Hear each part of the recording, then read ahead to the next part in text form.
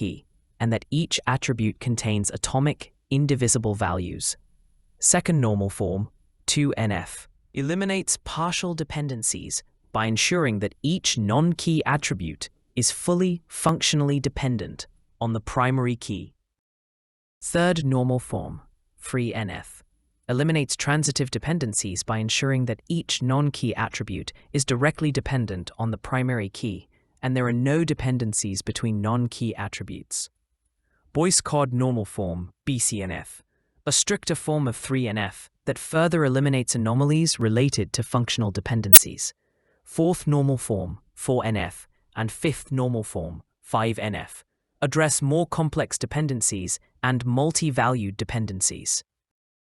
Denormalization. Denormalization is the process of intentionally introducing redundancy into a database design for performance optimization.